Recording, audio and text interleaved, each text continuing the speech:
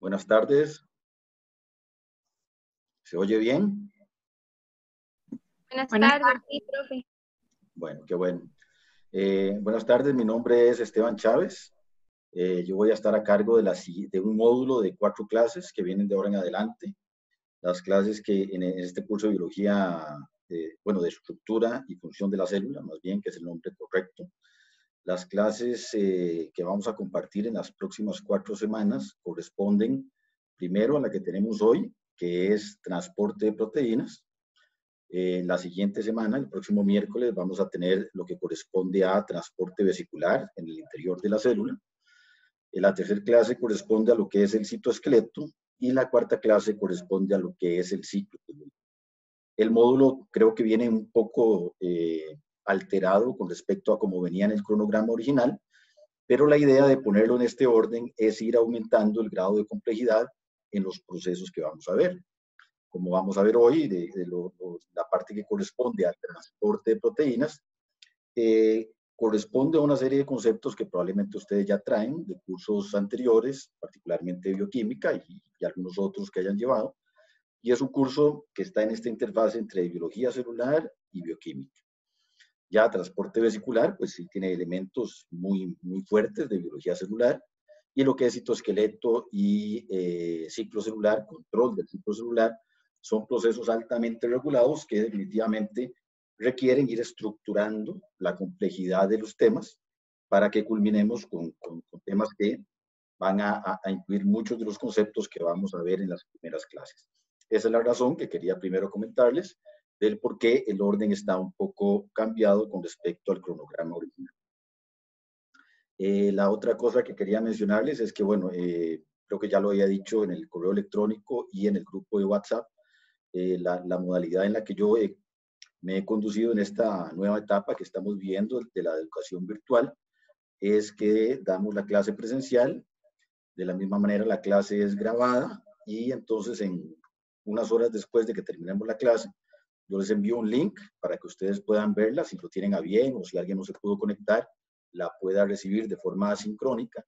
Y entonces con ese link van directo a YouTube y ahí está la clase, exactamente lo que estamos discutiendo y mencionando ahora y cualquier pregunta que ustedes tengan a bien. De la misma manera, les envío por correo electrónico y por el grupo en WhatsApp, les envío la presentación para que tengan el material. Y en lo correspondiente a dudas y consultas, pues yo quería proponerles, en la medida de lo posible, que ustedes lo consideren que es una buena estrategia, que si las consultas las realizamos por el chat de WhatsApp, tenemos la oportunidad de que cualquier consulta individual que tenga una persona, pues sea compartida con todos los miembros que se unieron al chat, así como las respuestas. Es una buena manera de socializar el intercambio entre profesores y estudiantes. Si alguien obviamente requiere una sesión de consulta más individualizada, entonces podemos programar una sesión a través de Zoom o cualquier plataforma que ustedes consideren conveniente para evacuar cualquier duda que les quede adicional.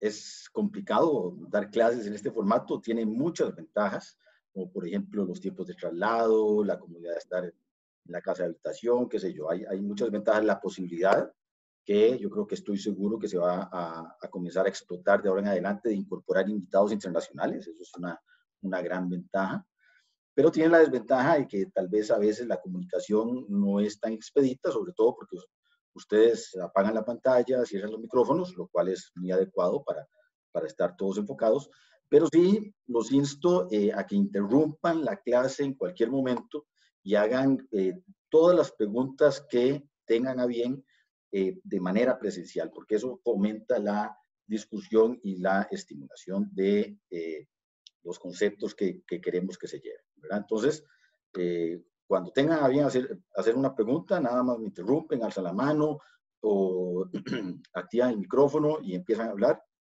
y yo inmediatamente paro, porque la idea es que nos brinquemos un poco esta barrera digital que tenemos y podamos interaccionar de una forma. ¿Okay? Bueno, esto es con respecto a la parte introductoria. Vamos a comenzar entonces ya con el tema de la clase de hoy, que es transporte de proteínas. ¿Ok? Muy bien. Entonces, cuando pensamos en transporte de proteínas, transporte vesicular y los temas que vamos a ver más adelante, como es citoesqueleto y regulación del ciclo celular, primero que nada, y este es un esquema que estoy seguro que ya conocen, de las clases anteriores que han recibido con José Molina y con Chema y con Alexandra, creo. Este es un esquema pues, que nos representa la globalidad de la célula y el dilema que tenemos que resolver en la célula. Vean que la célula, y estamos hablando de una célula eucariota, dentro de un año aproximadamente ustedes van a ver en detalle lo que es una célula procariota, una bacteria. Pero vean que en el caso de una célula eucariota, tenemos la composición que está basada en la delimitación física que proporciona la membrana plasmática, que contiene el citoplasma, ¿verdad? Esta masa con propiedades de gel, donde van a flotar una serie de organelas. Entonces vamos a tener una serie de organelas ahí, cada una con una función diferente.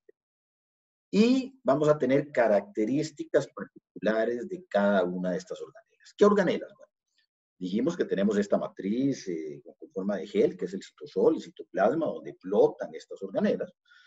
Y tenemos organelas como, por ejemplo, la mitocondria, que está flotando aquí, estas que están acá, cuya función, probablemente ustedes ya dominan, es proporcionar energía para la célula. ¿Okay?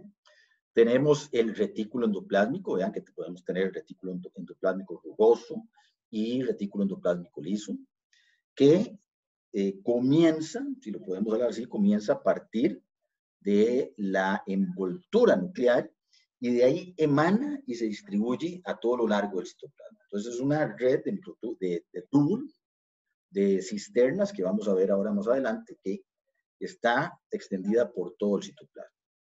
Tenemos también el aparato de Golgi, que lo tenemos acá, y el retículo endoplásmico junto con el aparato de Golgi van a ser parte de la maquinaria de exportación de la célula.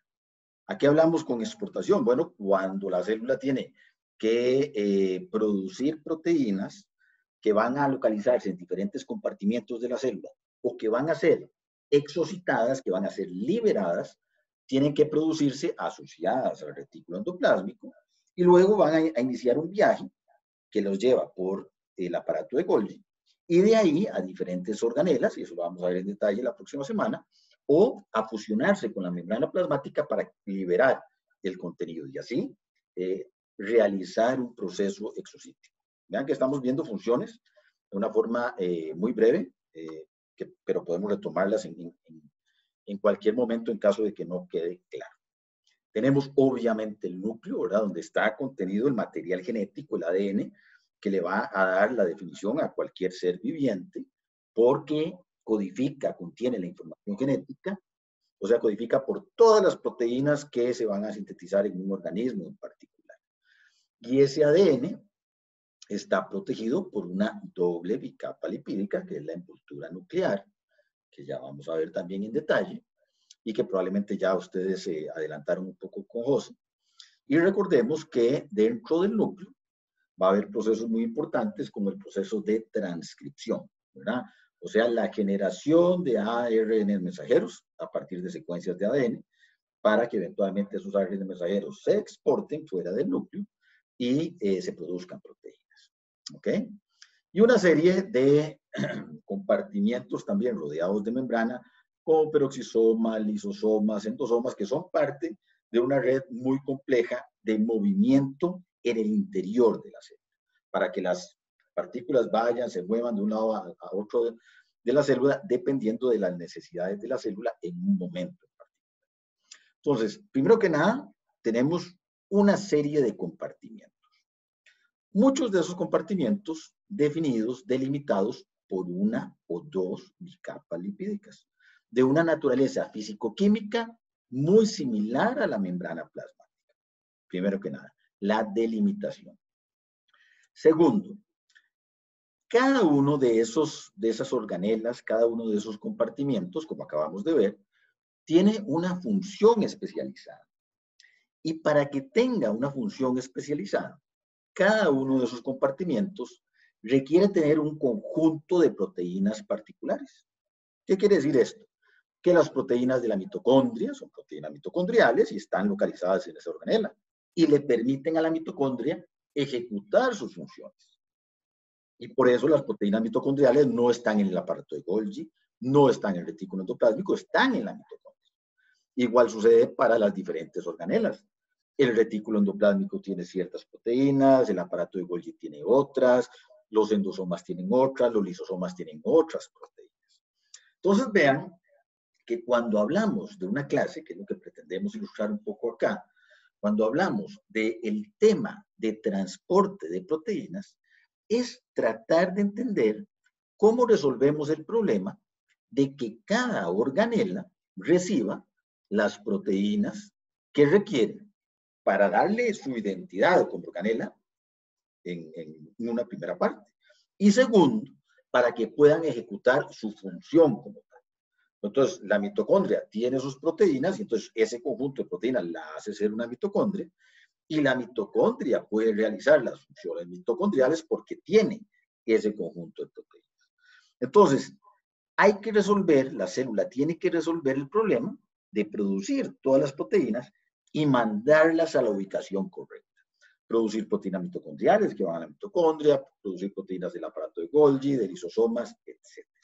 Entonces, mucho de la clase va alrededor de esta temática de cómo producir una proteína y enviarla a la localización correcta. Eso es lo que quisiéramos entender. ¿Ok? Vean, nada más recapitulando conceptos muy básicos que estoy seguro que ustedes dominan, que todas esas proteínas están codificadas en el ADN.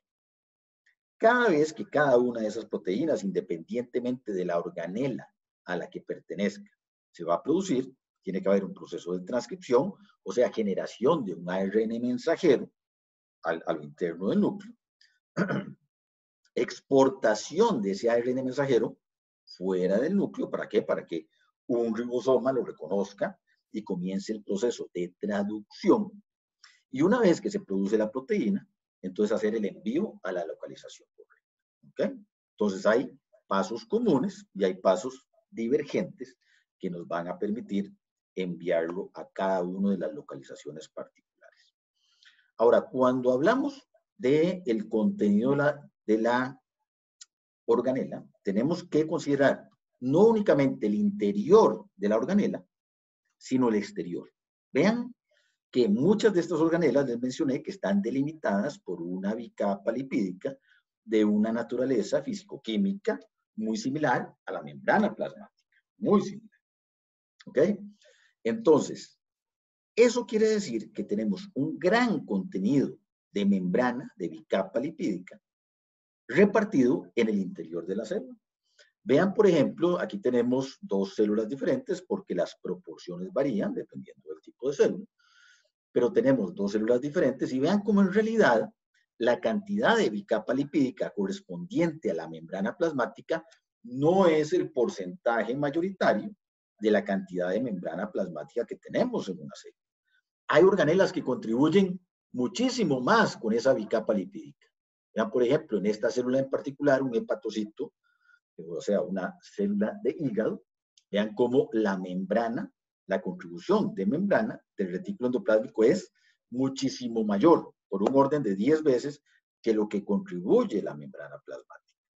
Y así sucesivamente tenemos que las organelas también contribuyen con una gran cantidad de membrana plasmática. Y eso es importante tomarlo en cuenta porque la membrana, la bicapa lipídica, la membrana plasmática es solo la bicapa lipídica que está en el exterior. Las bicapas lipídicas son sitios extremadamente funcionales para la célula. Hay un montón de procesos biosintéticos de generación de energía, de generación de moléculas que se llevan a cabo en las membranas.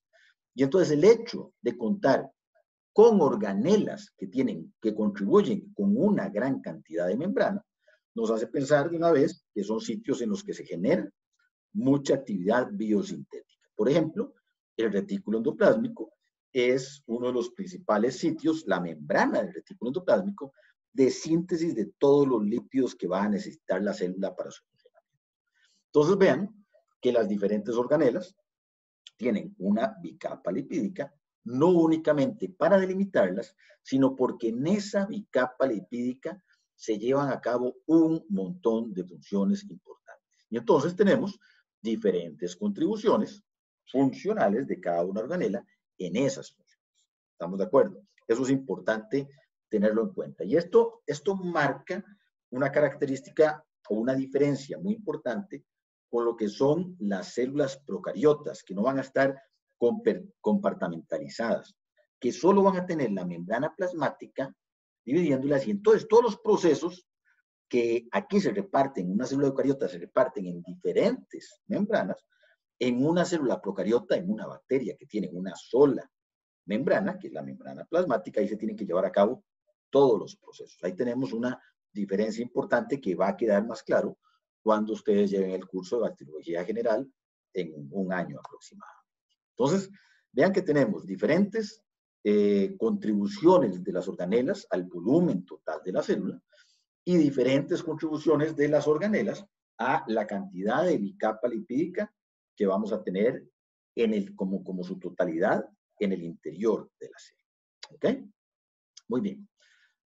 Recapitular conceptos importantes que tal vez ustedes ya dominan, como lo es el origen, el probable origen de una célula eucariota. ¿Cómo partimos de un organismo unicelular que no está compartimentalizado a una célula eucariota extremadamente compleja que tiene un montón de localizaciones diferentes? Bueno, una de las hipótesis más aceptadas es que la célula eucariota se deriva de una arqueobacteria, que es un reino particular de seres vivientes, que originalmente este tipo de microorganismos cuenta con una pared celular, o sea, una pared rígida, y que en algún momento, hace cientos de miles de millones de años, perdió esa pared rígida, y eso favoreció el intercambio con otros microorganismos procariotas y arqueobacterias que existían en esa época, y entonces empezaron procesos de intercambio, de fagocitosis, en el cual este organismo que ya tiene una membrana mucho más flexible, puede fagocitar, puede incorporar estos otros, y entonces comienza un proceso fuerte, rico, de intercambio de ADN y de crecimiento de ese genoma en particular. Entonces tenemos un organismo que empieza a incorporar otros y comienza a adquirir funciones, comienza a adquirir genes, comienza a crecer. Y aquí viene un concepto importante. Vean que al crecer este organismo que está evolucionando, la relación de membrana con respecto al volumen cambia. Mientras más grande sea el organismo, la relación membrana-volumen va a ser menor. Un organismo muy pequeño tiene una relación muy grande de membrana-volumen. Un organismo más grande disminuye esa relación. Y ya dijimos que hay un montón de procesos biosintéticos, metabólicos, extremadamente importantes que se llevan a cabo a nivel de membrana. Y entonces, conforme este organismo comienza a incorporar a otros, comienza a ganar genes, comienza a crecer porque gana funciones, tiene que resolver el problema de generar más membrana porque esa relación está disminuyendo. Ya no le cabe en la membrana, ya no tiene espacio suficiente para incorporar todas las enzimas que necesita para llevar a cabo todas las funciones metabólicas. Y entonces comienza a generar ¿qué? Comienza a generar invaginaciones. Hay invaginaciones de la membrana, y entonces vean que al generar invaginaciones aumenta la cantidad de membrana disponible. Ya no tiene uno solo la membrana plasmática que está rodeando a este organismo, sino que la invaginación genera superficies adicionales. Entonces ahí tenemos una primera explicación de por qué se empiezan a formar todas estas organelas. Además, vean que estas invaginaciones que comienzan a formarse, se comienzan a formar alrededor del genoma y de repente, ¡pum!, terminan protegiendo a ese genoma, que culminan generando una envoltura nuclear. Y vean qué bien que calza, porque al formarse la invaginación, usted tiene una doble cobertura de bicapas lipídicas. Ven el genoma acá, vean una bicapa acá y otra bicapa acá. Y de hecho, esa es la conformación de la cobertura nuclear, una doble bicapa lipídica. ¿Ven?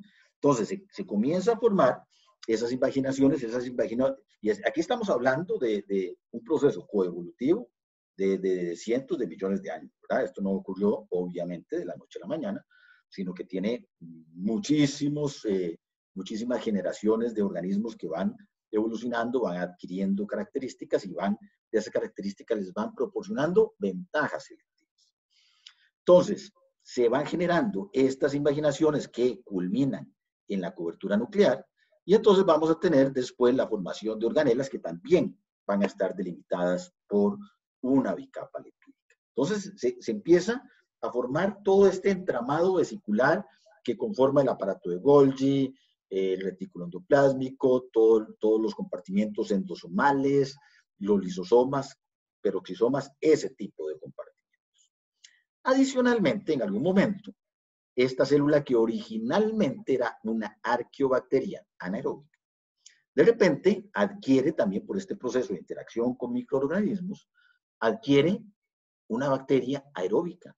Entonces una bacterita llega y se le mete y es aeróbica y de repente es una bacteria aeróbica, respira mucho, genera mucho ATP y eso le trae una ventaja a el organismo que se está generando. ¿Por qué? Porque de repente tiene alguien que se le metió ahí y que funciona como una batería.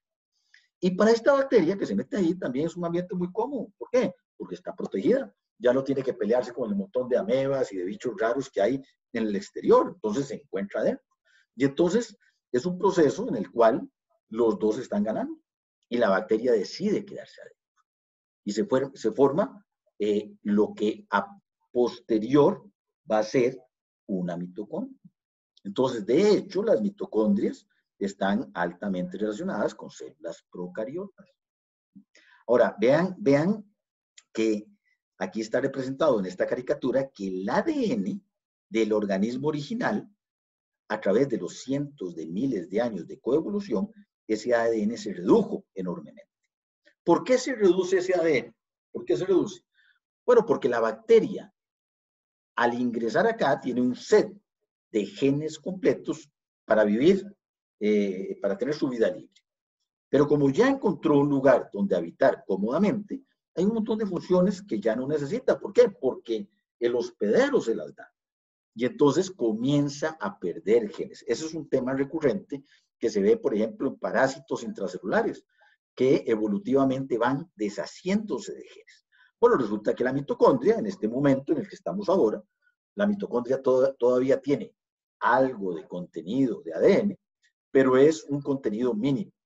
Muchas o la mayoría de las proteínas mitocondriales están codificadas en el cromosoma e ingresan por mecanismos que vamos a ver dentro de algunos minutos al interior de la mitocondria, mientras que el ADN de la mitocondria codifica por algunos, pero por una proporción minoritaria de las proteínas que la conforman. ¿Okay? Entonces vean que tenemos ese proceso evolutivo que nos trata de hacer entender cómo se generó una célula eucariota, pero también muy importante, cómo se generaron los diferentes compartimientos que acabamos de mencionar, que eso es importante. ¿Ok? Entonces tenemos todos esos compartimientos, y algo que tenemos que entender de entrada es la topología de esos compartimientos. Entonces, ¿a qué nos referimos con topología?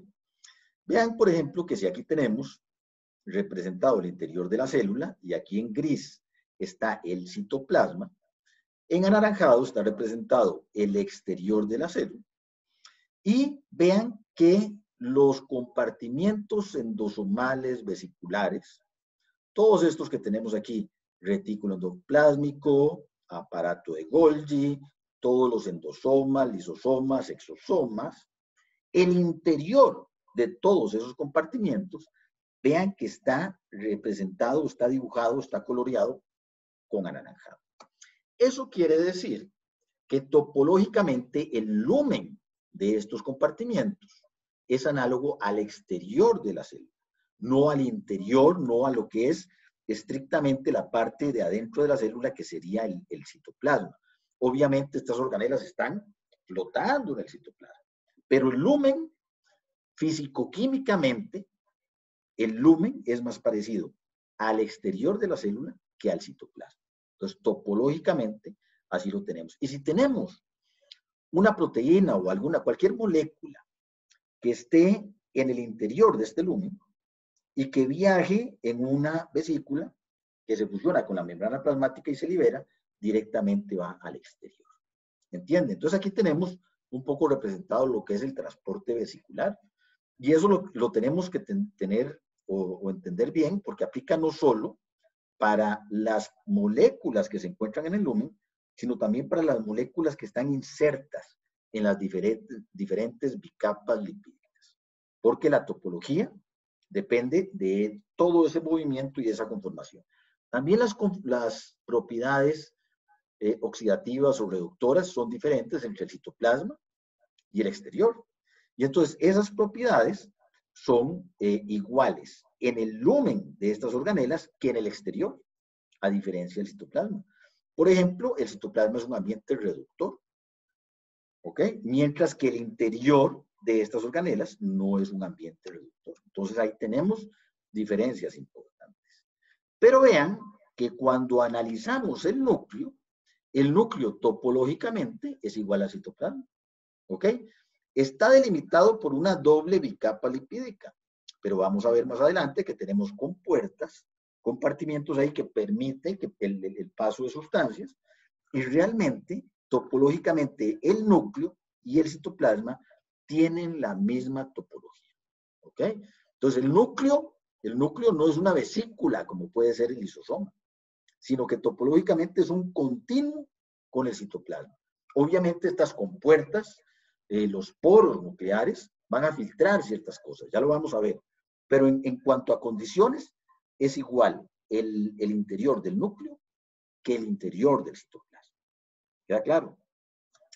Y entonces tenemos toda esta conexión vesicular y las mitocondrias, eso sí, las mitocondrias están un poco fuera de todo este transporte vesicular que vamos a ver muy en detalle la próxima semana. ¿Ok? Entonces estamos definiendo todo este tipo de localizaciones, porque nos sientan las bases para que entendamos qué es lo que viene. ¿Ok? Entonces, vamos a tener la producción de proteínas. Vamos a tener la producción de proteínas. Recordemos lo que dijimos, los genes están codificados en el ADN, se da el proceso de transcripción dentro del núcleo, el ARN mensajero se exporta y en el citosol están los ribosomas que van a encontrar ese ARN mensajero y van a comenzar a producir las proteínas. Y entonces esas proteínas tenemos que hacerlas llegar a diferentes compartimientos, al núcleo, a cloroplastos, por ejemplo, mitocondria, retículo endoplásmico, aparato de Golgi, y después toda la distribución entre todo el compartimiento vesicular. Entonces, vamos a tener aquí representado en 3 colores diferentes los 3 tipos de transporte diferente que tenemos para cada uno de esos tipos de compartimientos diferentes. Vean, por ejemplo, que del citosol al núcleo, que está representado en rojo, tenemos el transporte por compuertas, ¿ok? Después, de el citosol a compartimientos como cloroplastos, mitocondria, retículo endoplásmico, peroxisomas, vamos a tener un transporte transmembrana, vamos a tener lo que son translocadores, ¿ok? Y esta semana, entonces, nos vamos a enfocar en el rojo, transporte rojo, que es el de compuertas, y el de translocadores, que es el azul. Y la otra semana vamos a ver todo este sistema tan complejo de lo que es el transporte vesicular, que comunica el retículo endoplásmico con aparato de Golgi, con toda la vía exocítica hacia el exterior de la célula, o endocítica al interior de la célula. ¿Ok? Entonces, hoy estos 2, y la próxima semana todo lo que corresponde al transporte vesicular. ¿Ok? Muy bien. El transporte vesicular, nada más para darles un adelanto, poniéndolo en contexto con los otros tipos de transporte que vamos a ver hoy, vean que el transporte vesicular consiste en que tenemos el contenido en un compartimiento donador. Entonces tenemos estas moléculas representadas como puntitos rojos, está contenido ese compartimiento donador.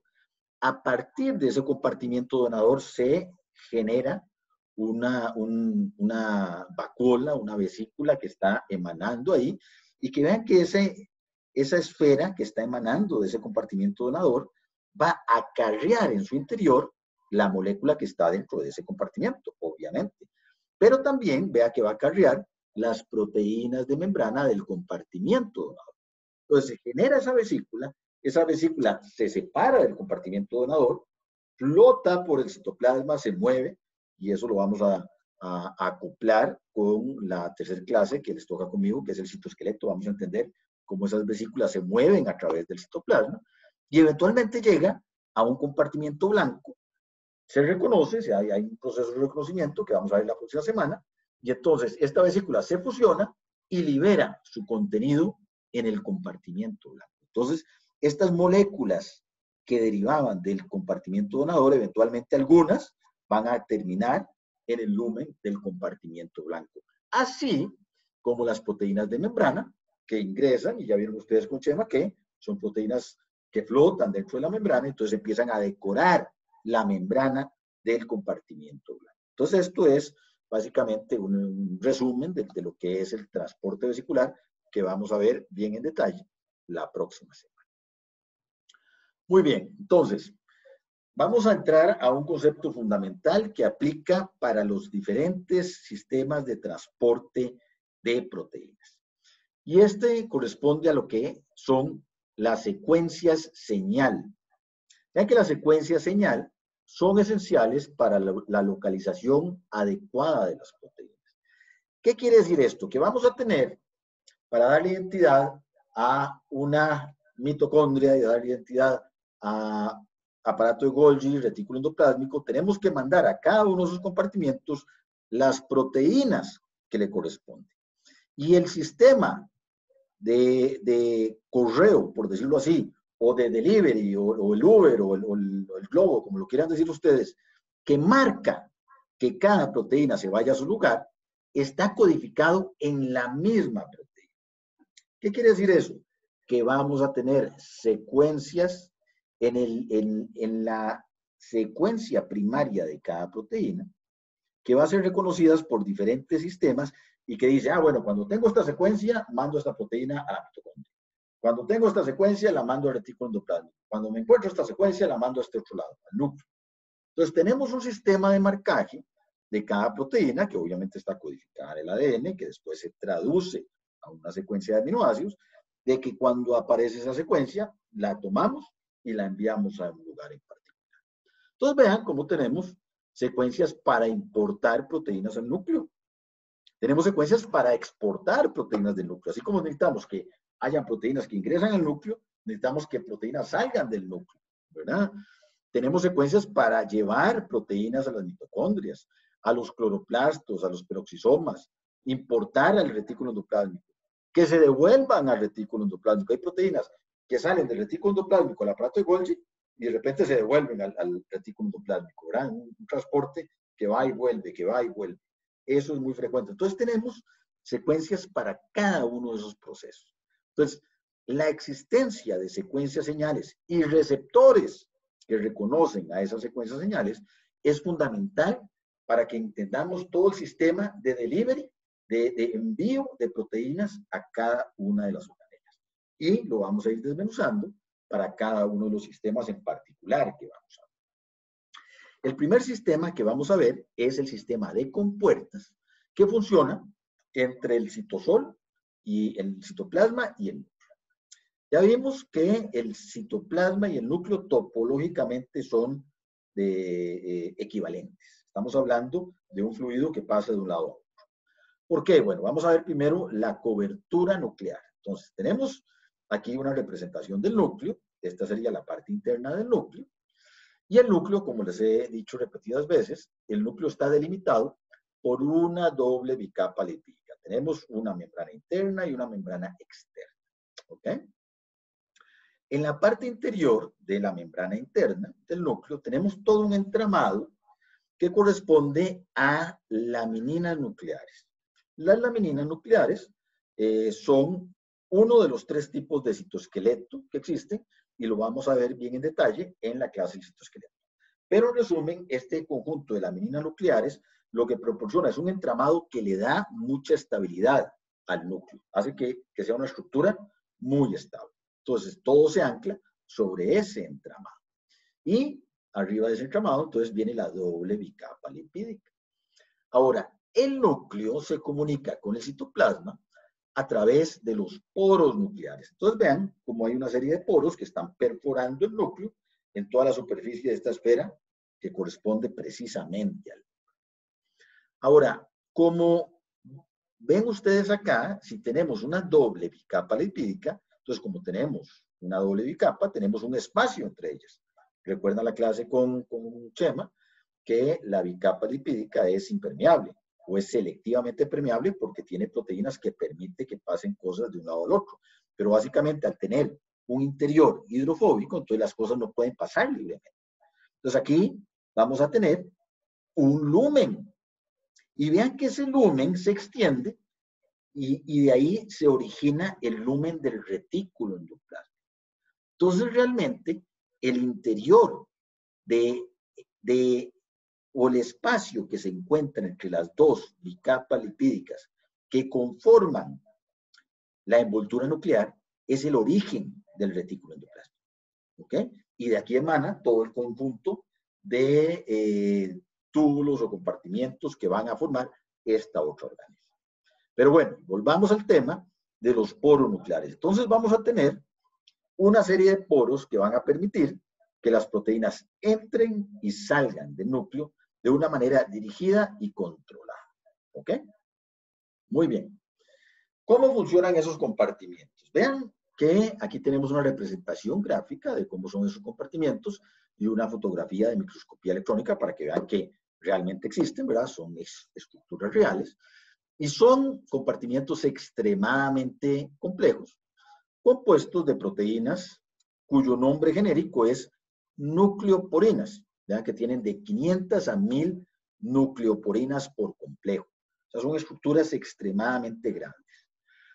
De esas 500 a 1000 hay 30 clases de proteínas diferentes. O sea, es un complejo formado por muchas unidades de 30 clases diferentes que están formando esta compuerta. Vean que estamos viendo lo que es un transporte por compuerta. Vean que es una compuerta que tiene un cutoff, tiene un diámetro que filtra, ¿verdad? Ahora que los filtros y las mascarillas y las N95, todo eso está de moda, entonces entendemos mucho el concepto de filtro. ¿Qué quiere decir eso? Tenemos un filtro un poco amplio que está entre moléculas de 5.000 a 60.000 datos. ¿Qué quiere decir esto? Que cualquier molécula que esté entre este rango o abajo de este rango prácticamente va a difundir sin ningún tipo de limitación. Por ejemplo, iones difunden perfectamente y entonces están distribuidos en proporciones iguales entre el citoplasma y el núcleo. Moléculas muy pequeñas. Péptidos, proteínas pequeñas, lípidos, qué sé yo, cualquier segundo mensajero que esté en una concentración en el citoplasma va a estar a la misma concentración en el núcleo. ¿Ok? Pero arriba de este peso molecular, se calcula a 60.000, ya vamos a tener el cutoff, ya una proteína muy grande, un complejo muy, muy complejo, valga la redundancia, ya no va a migrar libremente. Y entonces ahí vamos a tener la selectividad de la entrada y de la salida de los diferentes componentes que tengan que entrar o salir del núcleo en algún momento en particular. Y ahí entra todo el sistema de transporte de compuertas que vamos a encontrar precisamente en el núcleo. ¿Ok? Vean que vamos a tener nucleoporinas que van a formar el esqueleto de ese complejo. Vamos a tener nucleoporinas que son muy flexibles, tanto en el interior del lumen de ese complejo, en el cilindro ese por donde van a pasar las proteínas. Vamos a tener nucleoporinas que funcionan como fibrillas citosólicas que están emanando hacia el interior del citoplasma, ¿verdad? Y que se encargan de capturar a las proteínas y son esenciales para el proceso de entrada.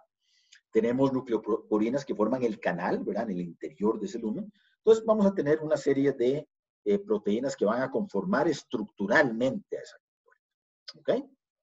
Ahora, ¿cómo funciona esta selectividad? Vean que es un proceso muy selectivo. Ya hablamos del concepto de secuencia señal. Y vean este ejemplo en particular que tenemos en la pantalla de una proteína. Esta proteína se llama, recibe el nombre de antígeno T. El nombre en este contexto es un poco prescindible, no nos interesa. Pero lo importante es que esta proteína en su conformación normal, tiene una secuencia, vean que es una secuencia de lisinas y argininas, y cuando tiene su secuencia correcta, vean que la proteína está localizada en el núcleo.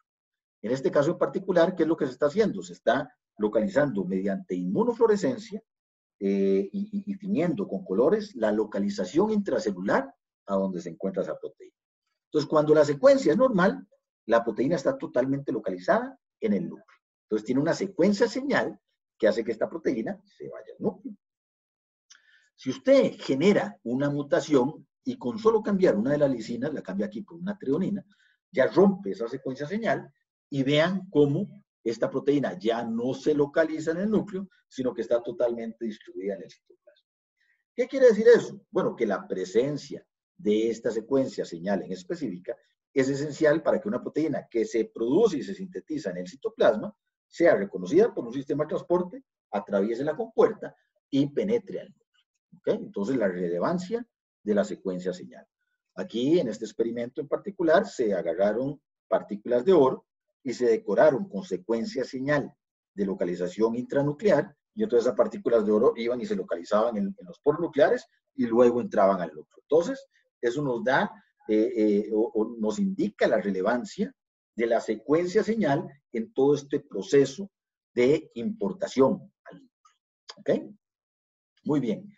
¿En qué consiste este proceso? Bueno, primero que nada hay que entender que es un proceso post-traduccional.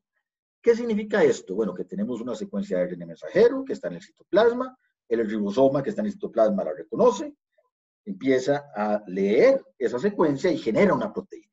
Esa proteína se produce totalmente, adquiere su conformación secundaria y terciaria, se ensambla y la importación o exportación ocurre con la proteína ya ensamblada.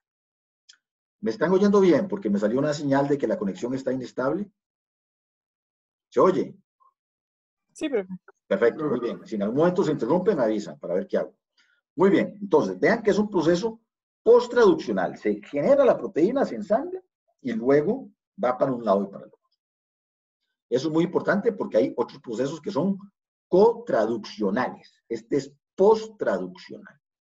Entonces, la proteína, la carga, ¿verdad? La proteína que va a entrar o va a salir, esa proteína va a ser reconocida por un receptor de importación o un receptor de exportación. Entonces existe toda una familia de proteínas, unas se llaman importinas, que reconocen proteínas que están en el citoplasma, las reconocen específicamente y las llevan al interior del núcleo. Y hay otra familia que se llama exportinas, ¿ves? Sencillísimo para preguntárselos en el examen, que agarran carga en el interior del núcleo y lo sacan del núcleo hacia el citoplasma. Entonces, muy sencillo, proteínas, y que son familias muy diversas, que reconocen, por un lado, la secuencia señal de importación o exportación, toman a la proteína directamente o a través de una molécula adaptadora que les ayuda a unirla y la transportan.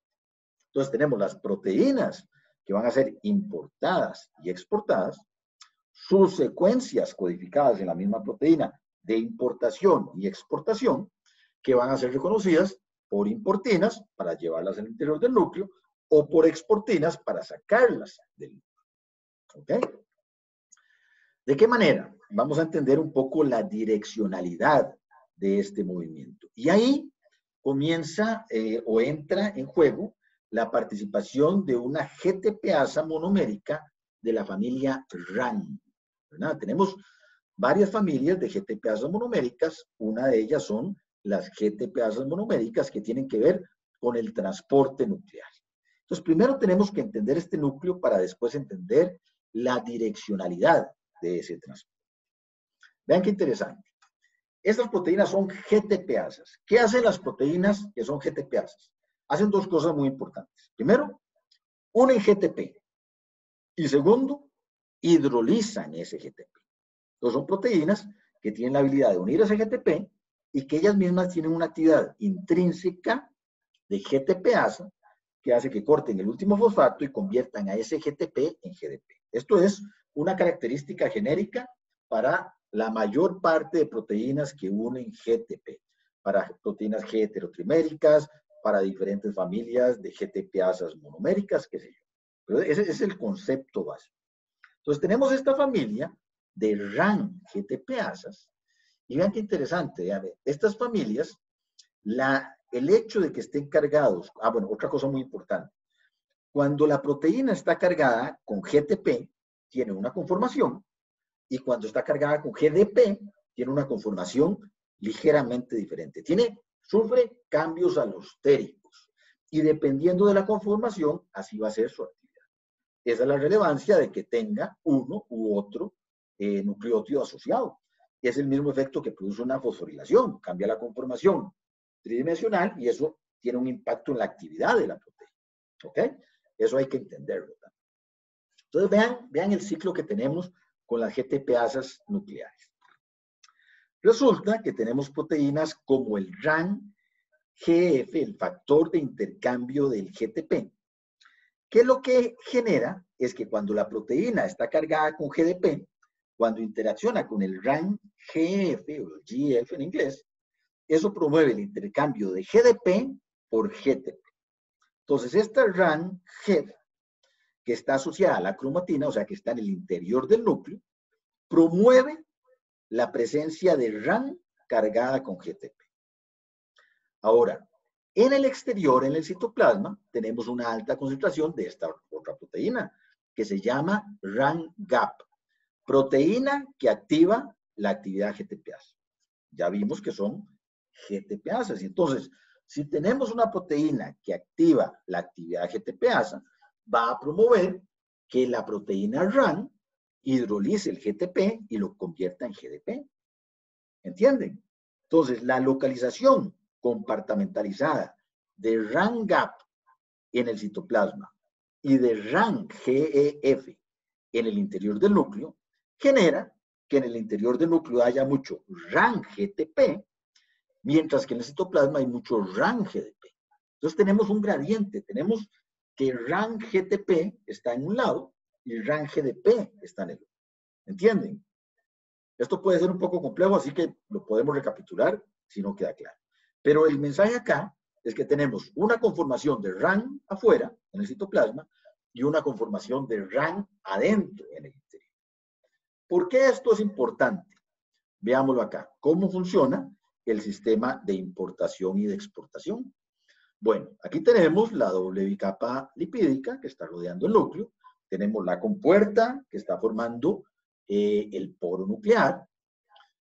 Y resulta que hay una proteína que tiene una señal de importación.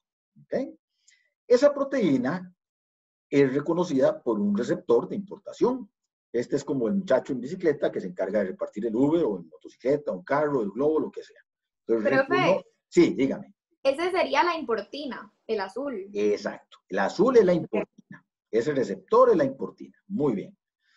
Y el receptor, porque lo reconoce, en una reacción ligando-receptor, es muy específica, ¿verdad? Entonces lo reconoce y además se encarga de la importación. Entonces lo reconoce y él es reconocido por estas fibrillas que están emanando del poro nuclear y comienza a interaccionar con ellas y se mueve a un proceso que ustedes se lo pueden imaginar como si fuera Tarzán, ¿verdad? Que va de una liana a la siguiente y esta a la siguiente y esta a la siguiente. Comienza a establecer uniones no tan fuertes con todas esas fibrillas y eso permite que se vaya moviendo. Comienza a moverse y entonces eventualmente la importina con su carga ingresa al núcleo. ¿Estamos de acuerdo? Entonces, reconocimiento de la carga, movimiento e ingreso al núcleo. Y aquí viene la participación de RAN. Vean que en el interior del núcleo la concentración de RAN-GTP es muy alta. Y el hecho de que sea muy alta es esencial para que se libere la carga. ¿Por qué? Porque RAN-GTP ocupa el lugar que está ocupando la carga y eso hace que la carga se libere. ¿Estamos de acuerdo? Entonces, el hecho de que haya una concentración alta de RAN-GTP de este lado y no de este lado es fundamental para que la carga se libere. Logramos ingresar y liberar una carga en el interior del núcleo. ¿Queda claro? Ahora, si una proteína tiene una señal de exportación, vean que lo que va a ocurrir. Aquí también participa RAM, pero de una manera inversa. En este caso tenemos la exportina. En este caso la exportina no va a ser esta azul, sino esta culebrita que está representado en color café. Tenemos una proteína que queremos exportar, que tiene una señal de exportación, que va a ser reconocida por esta exportina, pero se va a poder unir a la exportina únicamente si RAN-GTP se une a ella. Entonces, nuevamente, el hecho de tener un gradiente de RAN-GTP en un lado y RAN-GDP en el otro es esencial para que este complejo se cargue en el interior del núcleo, migre por un proceso parecido al que habíamos visto anteriormente, y una vez que es expuesto al ambiente del citoplasma, vean que RAN va a hidrolizar el GTP, se va a convertir en GDP, y eso va a hacer que se libere RAN y se libere la carga. Y entonces, el resultado neto es que agarramos esta proteína y la exportamos. ¿Entienden? Entonces, es un proceso bastante complejo, pero está muy Profe, ¿qué es lo que hace el RAN-GDP ya una vez en el citosol? El RAN-GDP, vean que el RAN-GDP realmente no está participando en nada. Lo esencial de convertirlo en GDP es que libere los procesos. ¿Ok? Porque el que se está uniendo siempre es el RAN-GTP. Aquí se une el RAN-GTP. ¿Ok? Entonces, veámoslo en la exportación. Veamos en la exportación. Para que se pegue la carga, tiene que pegarse el RAN-GTP. ¿Ok? Entonces, cuando ese RAN-GTP es expuesto al citoplasma, se convierte en RAN-GDP y eso hace que inmediatamente también se libere la carga. ¿Entienden? Sí, profe, ya entendí. Es el, o sea, el mismo RAN es el que pierde un fosfato, digamos. El GTP que está asociado al RAN es el que pierde un fosfato. Sí, el GTP, perdón. Pero vean lo interesante en el contexto de su pregunta, que siempre es el RAN-GTP el que va a interaccionar con la importina o con la exportina. Vean, eso es muy importante. Vean, el RAN-GTP aquí interacciona con la importina para liberar la carga. En la exportación interacciona con la exportina para que se pegue la carga. ¿Ok? Entonces siempre es el RAN-GTP el que interacciona físicamente con el sistema de transporte. Pero en un caso es importante para liberar la carga y en otro caso es importante para que se cargue el sistema de transporte. ¿Ok? En el momento que se convierte en RAN-GDP en el citoplasma, pues ya no funciona de esa manera. ¿Queda claro? Muy bien. Vean un ejemplo de miles que hay, ¿verdad? ¿Qué proteínas tienen que entrar y salir del núcleo? Proteínas como los ribosomas, ¿verdad?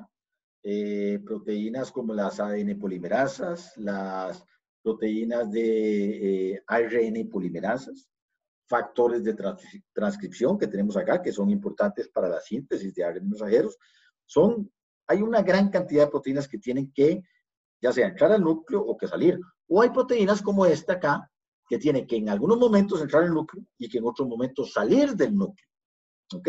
Vean, esta proteína es una proteína que se llama un factor de transcripción. ¿Qué es lo que hace un factor de transcripción? Si nos vamos un poco al curso de bioquímica.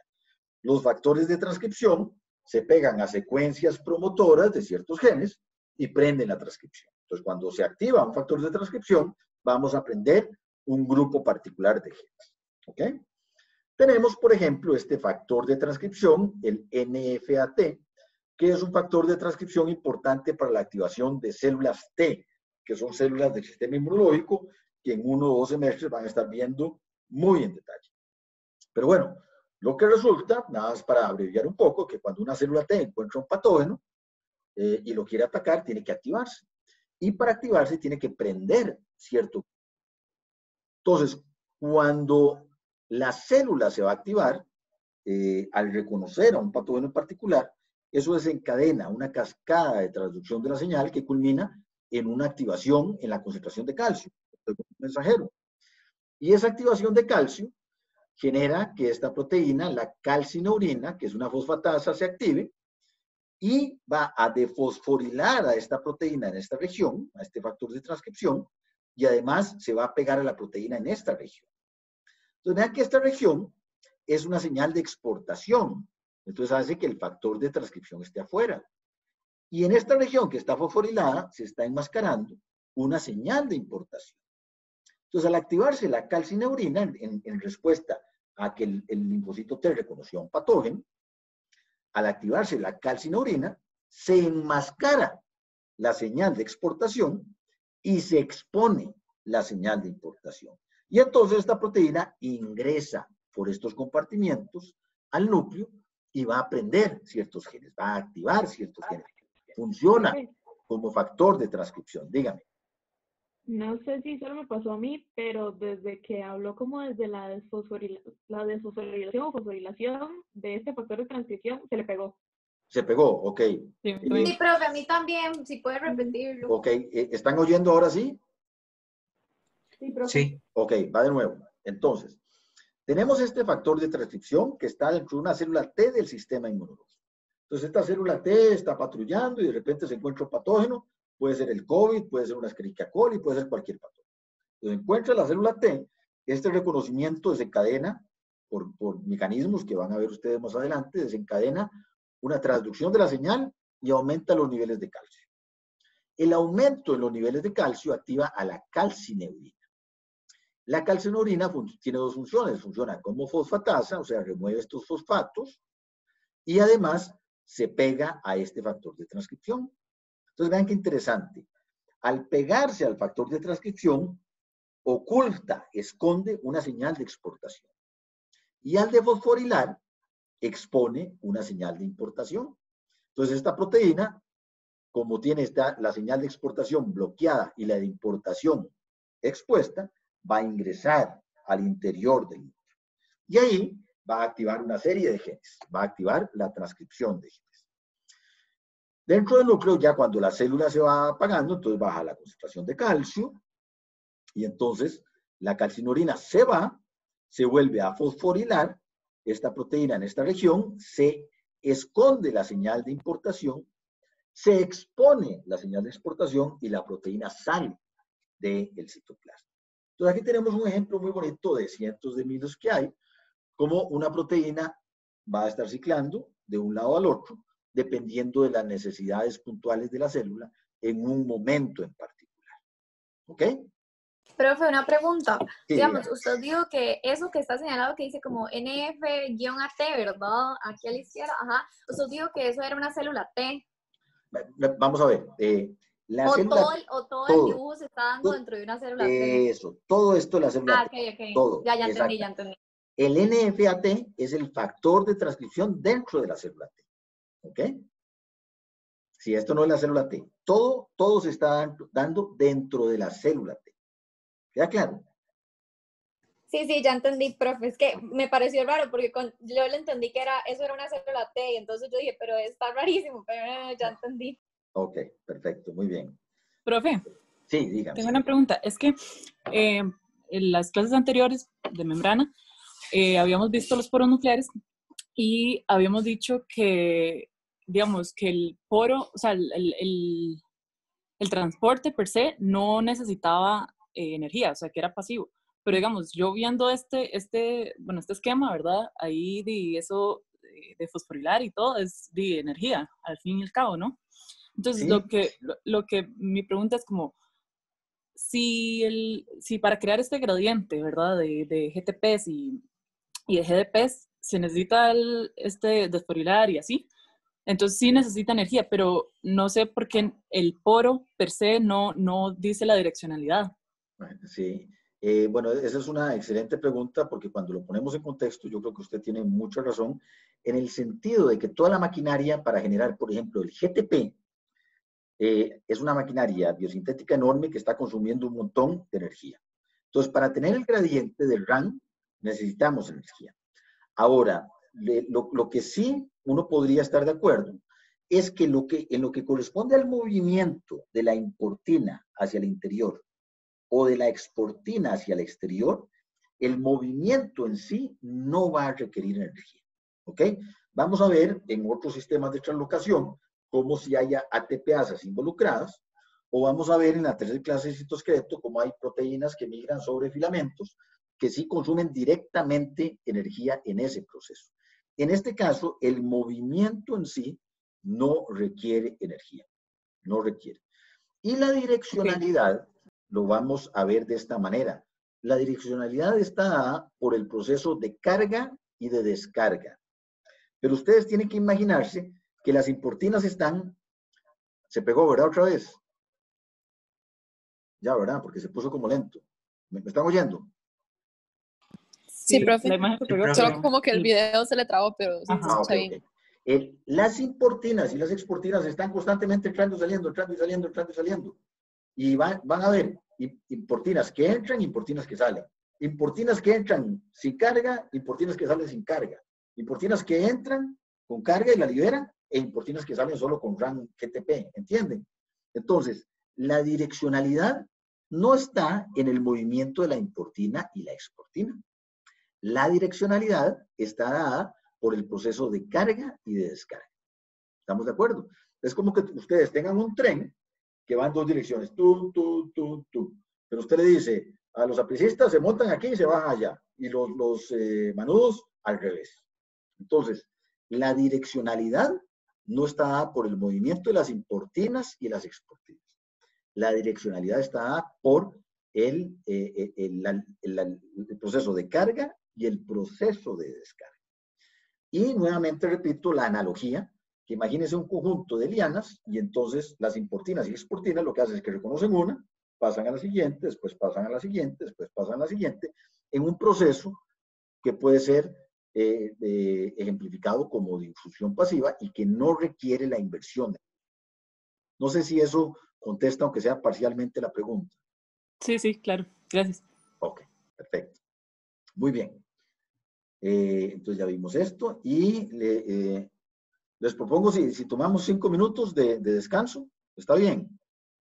La clase dura tenemos como 2 horas presupuestada, tal vez nos quedan como unos 40 minutos. 5 minuticos de recreo para relajar un poco la garganta. Muy bien, entonces nos vemos en 5 minutos.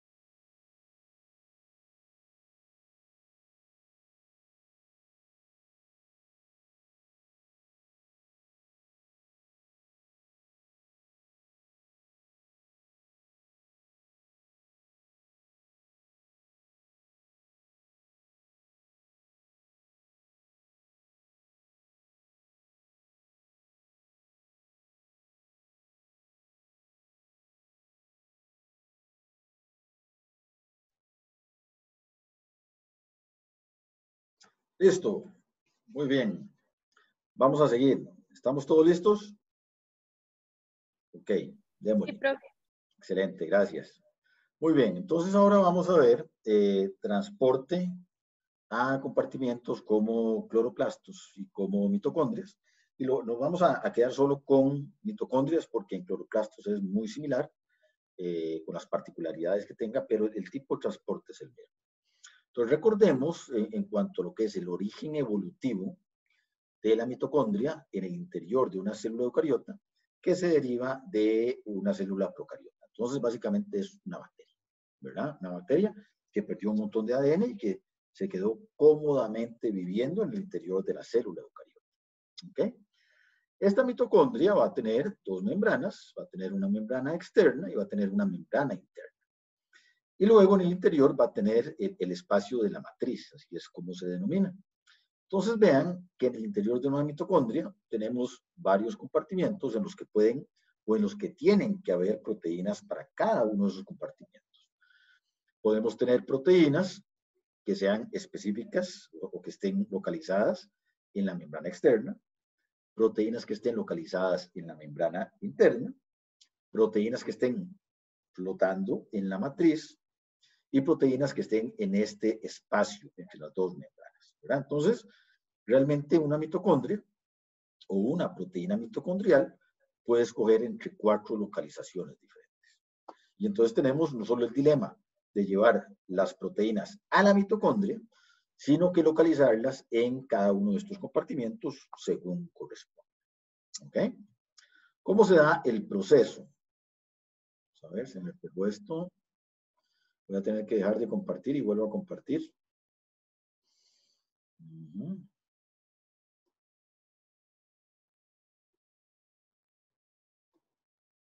Vamos a ver si ahora sí camina.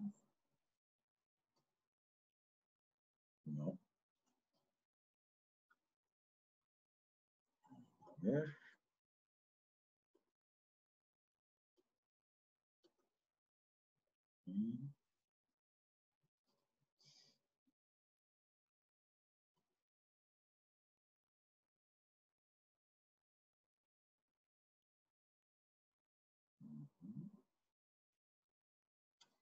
De nuevo, ahora sí. Muy bien.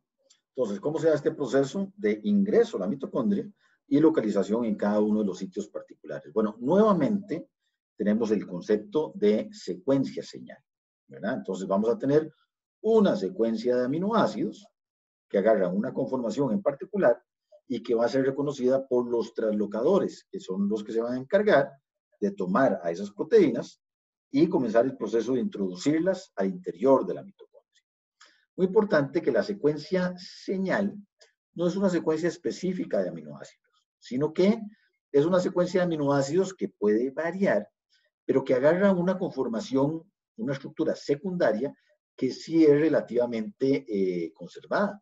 Vean que van a formar una hélice anfifílica con aminoácidos hidrofóbicos de un lado y aminoácidos cargados positivamente del otro lado.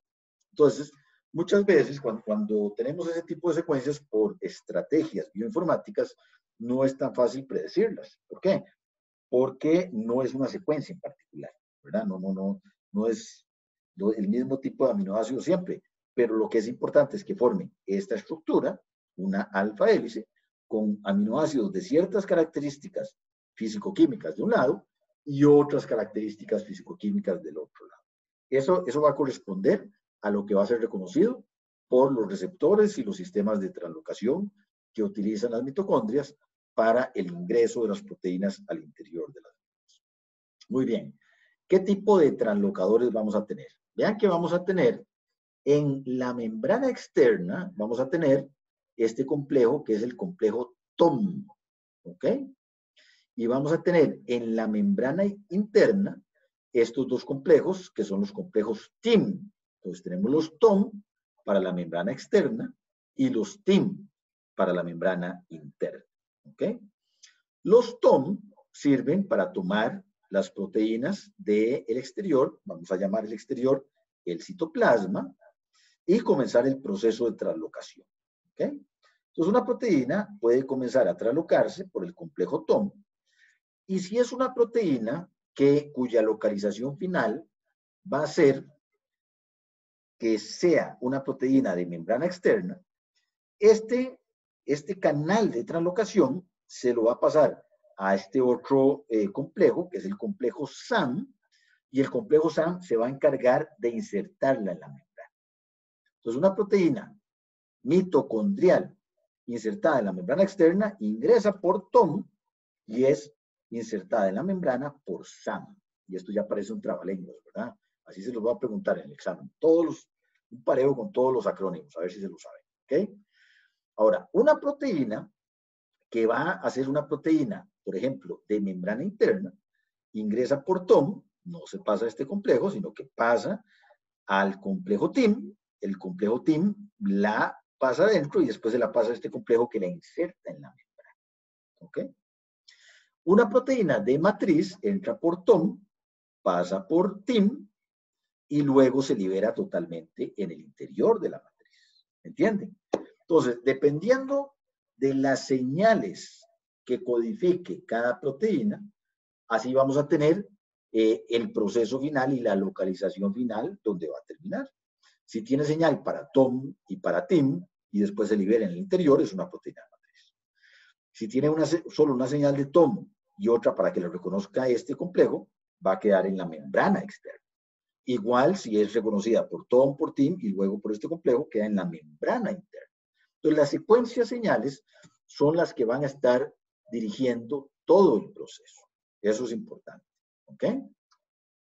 Entonces, vean que se genera la proteína, se expone la secuencia señal es reconocida por un receptor que es parte del complejo y se da el proceso de translocación.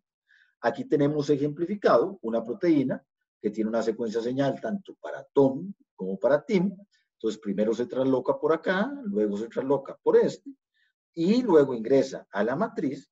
Y un tema que es recurrente es que muchas veces la secuencia señal es cortada y la proteína madura termina sin la secuencia señal ya flotando libremente en la matriz. ¿Ok? Ahora, vean un concepto que dice acá, que puse, proteína no plegada. Este es un proceso también que es post-traduccional. ¿Qué quiere decir esto? Que se agarra el ribosoma, lee toda la secuencia del ARN, genera toda la proteína se produce, y una vez que la proteína está totalmente producida, es traslocada.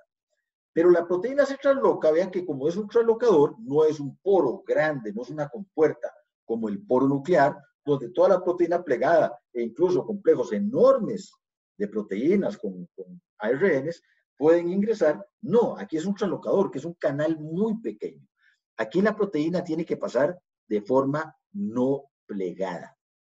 Y eso marca una diferencia importante. Porque ¿qué necesitamos para que una proteína que se produce en el interior del citoplasma no adquiera sus conformaciones primarias y secundarias? Necesita la participación de chaperonas. Y eso es fundamental. Y eso es lo que tenemos acá. ¿Ok? Vean entonces que el proceso es que se genera el ARN mensajeros, este ARN mensajero es traducido a la proteína completa, la proteína se va produciendo. Obviamente la secuencia señal sí tiene que adquirir ligeramente, o no ligeramente, totalmente su secuencia secundaria para que sea reconocida. Ya vimos que la secuencia señal en el transporte mitocondrial depende mucho de la conformación secundaria, pero el resto de la proteína, conforme se va produciendo, se le van pegando chaperonas. Y profe, la secuencia señal ahí es lo rojito. Exacto, la secuencia señal es esto rojo que está acá, que corresponde a este espacio, a esta hélice anfifílica. ¿Ok? Esa es la secuencia señal. ¿Ok? Muy bien. Entonces, les decía que se expone la secuencia señal y después el resto de la proteína va a ser reconocida por chaperonas, y las chaperonas lo que van a hacer es que van a impedir que la proteína se pliegue. La proteína no va a poder tomar por sí misma, que es un proceso espontáneo en todas las proteínas, que no se unen a chaperonas, Tan pronto se produce, agarra su conformación secundaria y terciaria. Si se le pega las chaperonas, entonces no va a tener esa conformación y entonces va a ser una proteína que no está plegada, está solo el choricito y puede entrar por el translocador. ¿Ok? Entonces vean que el translocador tiene un lumen muy pequeño comparado con lo que es el poro nuclear, que es una compuerta muy grande. ¿Ok? Entonces las chaperonas se pegan y aquí un poco en continuación de la pregunta que hacía la compañera, en cuanto a la participación de energía o no directamente en el transporte, aquí sí tenemos participación de energía, o sea, consumo de ATP, en el proceso físico de translocación para que la proteína pueda ser translocada por cada uno de estos sistemas. Vean en este caso, tenemos que las chaperonas se pegan espontáneamente a la proteína. Se expone la secuencia señal, que es reconocida por el receptor del complejo, se lleva todo eso a la región translocadora del complejo TOM, pero para que se dé el proceso de translocación, necesitamos que las chaperonas se liberen. Y esa liberación va acompañada de un movimiento mecánico que va ayudando en el proceso de translocación. Esa liberación y ese movimiento mecánico es dependiente de ATP. Entonces aquí sí hay consumo de ATP en este primer proceso. ¿Lo ven? Entonces ahí directamente, ese sí es un proceso que directamente está consumiendo ATP. Esta proteína, este ejemplo que viene aquí en particular, va a ser una proteína que eventualmente no solo va a interaccionar con TOM, sino que va a interaccionar con TIM. Y entonces el péptido señal adicionalmente va a ser reconocido por el segundo complejo de translocación. Y una vez que se expone al interior de la matriz de la mitocondria, vienen otras chaperonas, que son chaperonas mitocondriales de la familia esta HSP70, que la van a tomar en su interior, se pegan y generan nuevamente un movimiento mecánico que las empieza a jalar. Y entonces, al jalarlas, para generar ese movimiento mecánico, también consumen energía. Entonces, vean que en este caso en particular, tenemos consumo de energía desde el exterior para empujar y desde el interior para jalar. Y eso va produciendo el proceso de translocación. Entonces, aquí tenemos un proceso de translocación post-traduccional. ¿Queda claro? Sí. Vean el ejemplo de proteínas que van a ser proteínas integrales de membrana. La proteína va a ingresar por TOM, comienza a translocarse por este proceso que estamos viendo, tum, tum, tum, y si va a ser una proteína integral de membrana, de una vez hay chaperonas que ahora se encuentran en el espacio intermembrana y se pegan de una vez a la proteína no plegada, y eso permite que la proteína no plegada interaccione con el otro complejo, y el otro complejo la toma y la comienza a enhebrar en el interior de la membrana externa en este caso. Y entonces permite que la proteína agarre esta forma, que es muy similar a la conformación que tienen las porinas bacterianas. ¿Ok? Entonces hay diferentes variaciones de el mismo tema. Pero ¿qué son los conceptos importantes acá? Primero, que es un proceso post-traduccional. La proteína se genera completa y luego se trasloca. Segundo, que siempre hay participación de chaperona. En todos los pasos hay chaperonas. Entonces, siempre se pegan chaperonas para que la proteína no se pegue. ¿Por qué? Porque los translocadores tienen un lumen muy pequeño. Entonces, tiene que pasar la proteína no plegada. Hay chaperonas afuera, hay chaperonas afuera, chaperonas adentro y chaperonas en este lumen. ¿Ok?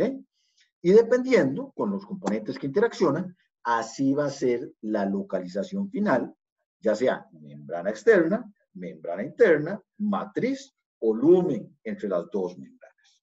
¿Ok? Un proceso de translocación post-traduccional. ¿Ok? Muy bien. El último transporte que vamos a ver es el transporte de translocación, pero este es cotraduccional. ¿Ok?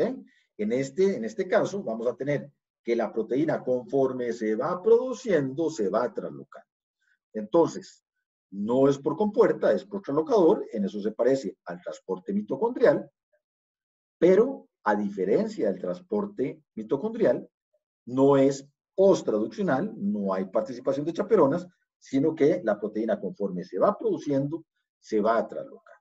¿Ok? Entonces vean que es un transporte cotraduccional hacia el retículo endoplásmico. Muy bien.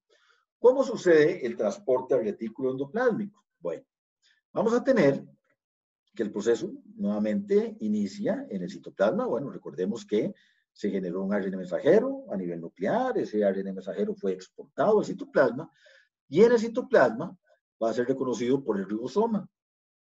Los ribosomas se van a anclar a la membrana del retículo endoplásmico y van a continuar con el proceso de generación de la proteína anclados al retículo endoplásmico. Y es precisamente la unión de un montón de ribosomas al retículo endoplásmico lo que genera la denominación de retículo endoplásmico rugoso. Por eso se llama rugoso, porque tenemos el retículo endoplásmico decorado con un montón de ribosomas que, si están pegados al retículo endoplásmico, es porque están produciendo proteínas que están ingresando al lumen de ese retículo endoplásmico. ¿Ok? Ese es el proceso en grandes rasgos. ¿Cómo funciona? ¿Cómo funciona? Bueno, tenemos actores que son fundamentales en este proceso. Tenemos, por ejemplo, la partícula de reconocimiento de la señal. O sea, tenemos una señal que va a dirigir a las proteínas a que vayan al retículo. ¿Ok?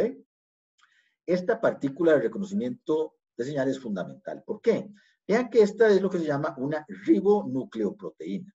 O sea, es una molécula o un complejo híbrido entre un ARN y 6 proteínas diferentes.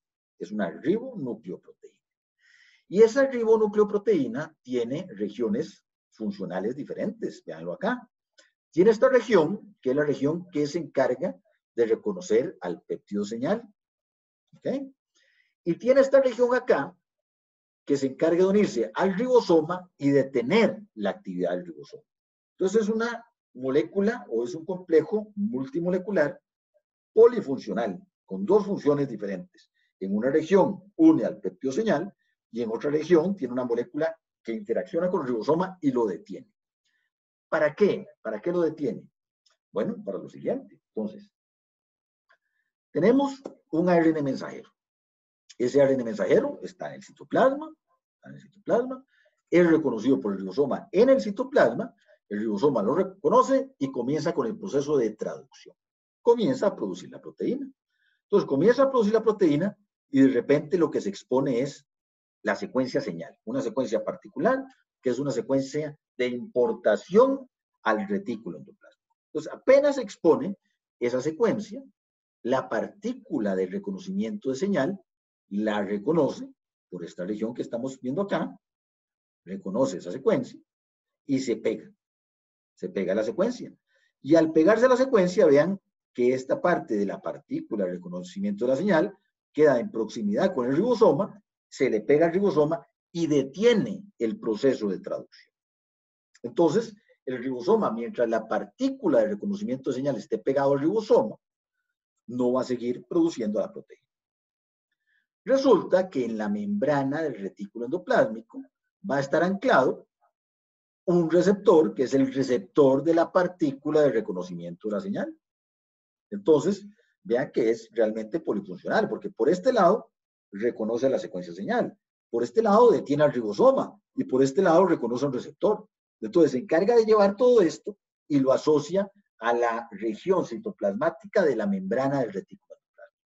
Por eso, el ribosoma, que va a sintetizar una proteína del retículo endoplásmico y en general cualquier proteína que esté en la membrana del retículo endoplásmico de cualquier organela de membrana plasmática y cualquier proteína que va a ser exportada, sigue este proceso. Siempre inicia por retículo endoplásmico. ¿Ok? Entonces, la partícula de reconocimiento de señal es capturada por el receptor de la partícula de reconocimiento de señal y una vez que es capturada, todo esto se libera y entonces la partícula de reconocimiento de señal libera todo el complejo y se lo pasa al traslocador. Vean acá que el receptor y la partícula se liberan de todo el complejo y ahora el ribosoma queda anclado no a estos protagonistas, sino queda anclado al traslocador. Y entonces este receptor queda libre para volver a funcionar, la partícula queda libre para volver a funcionar y el proceso, como la partícula se liberó, entonces se retoma el proceso de traducción. Entonces el ribosoma continúa, ahora comienza de nuevo a producir la proteína, pero mientras la está produciendo, la está insertando a través de ese mecanismo. ¿Ok? Entonces es un proceso de translocación cotraduccional. La proteína, mientras se produce, se transloca. ¿Ok? Por eso no hay participación de chaperonas, porque la proteína se va translocando y una vez que está en el lumen del retículo endoplásmico, se va a plegar adquiriendo su conformación secundaria y su conformación terciaria. ¿Queda claro? Profe, una pregunta. Sí, digamos, usted acaba de decir que cualquier proteína, sea a donde sea que vaya, igual el ribosoma se va a pegar al retículo endoplásmico, ¿verdad? Ajá. Entonces, ¿qué pasaría? Digamos, ¿no se estaría pegando como a un translocador? ¿O cómo sería? Porque si no hay... bueno, porque ahí la proteína pasa al lumen del retículo endoplásmico y después, ¿qué tendría? Un péptido señal que le dice a dónde tiene que ir. Oye, esa es la segunda parte que vamos a ver la otra semana, que es el transporte vesicular, ¿verdad? Estamos dejando por fuera el núcleo, que ya lo vimos, y dejando la mitocondria. ¿Qué nos queda? Aparato de Golgi, lisosomas, endosomas tempranos, tardíos, fagolisosoma, nos quedan peroxisomas, y nos queda membrana plasmática y nos quedan proteínas exportadas totalmente. Todas esas proteínas que le acabo de escribir ahora, todas ingresan su viaje ingresando al retículo endoplásmico, al lumen del retículo endoplásmico. Y se van a mover a través de transporte vesicular por los mecanismos que vamos a ver la otra semana. ¿Ok? Y que en mucha medida también, como usted menciona, están definidos, están determinados por peptidoseñales que los reconocen y permite que se muevan por un sistema diferente. Es el tercer componente del transporte de proteínas. Pero todos esos comienzan translocándose al interior del retículo endoplásmico. Entonces, este proceso es el inicio, no solo de la composición del retículo endoplásmico, sino de la composición de todos esos otros compartimientos que vamos a ver. ¿Ok? ¿Queda claro? Y gracias, profe. Ok. Entonces, se comienza a producir y vean el translocador. El translocador es nuevamente un complejo multiproteico muy interesante que tiene en su posición cerrada, tiene que ser impermeable, no puede dejar que los iones entren y salgan, ¿verdad?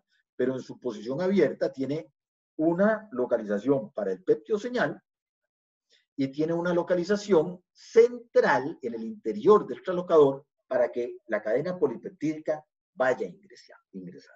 ¿Ok? Entonces tiene dos aperturas. Una apertura central, por donde pasa la cadena polipeptídica, pero tiene una apertura lateral, y vean que esa apertura lateral es fundamental porque expone el peptidoseñal o alguna secuencia hidrofóbica para que todo el complejo salga, se libere el translocador y quede flotando en la membrana, en la doble bicapa lipídica del retículo endoplásmico. Y eso es importante para que la proteína eventualmente se libere, dependiendo de la localización que vaya a tener esa proteína. Lo vamos a ver. ¿Ok? Véanlo acá. En este caso tenemos una proteína que va a ser una proteína de membrana. Vamos a tener diferentes alternativas. En este caso tenemos una proteína de membrana. Entonces, se comienza a producir la proteína, aquí nos vamos a imaginar que viene el ribosoma, por acá está el ribosoma que la está produciendo, se expone el extremo amino, que es lo primero que se produce, que trae la secuencia señal.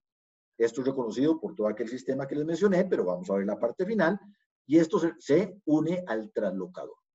¿Ok?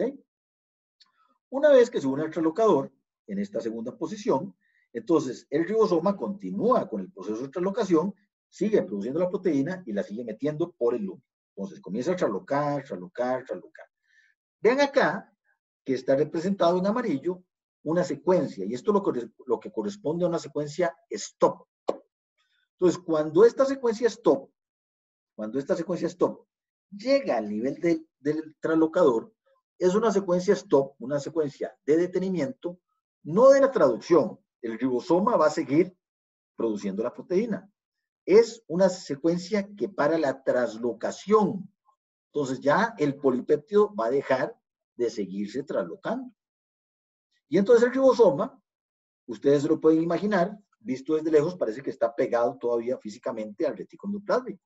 Pero realmente se suelta y comienza a flotar y sigue produciendo la cadena polipeptídica que va a quedar aquí expuesta en el citoplasma de esta célula. Y entonces, esta va a ser una proteína transmembrana que va a estar anclada por una región hidrofóbica, las secuencias stop generalmente son hidrofóbicas, y con el extremo amino terminal en el interior del lumen del retículo endoplasmático. Vean aquí que hay una separación física entre la secuencia señal original y la proteína, y eso es un tema recurrente. Generalmente es muy común que las secuencias señales sean removidas por peptidas. Entonces, al estar removida, ya la proteína no va a estar anclada en dos sitios, sino en uno solo.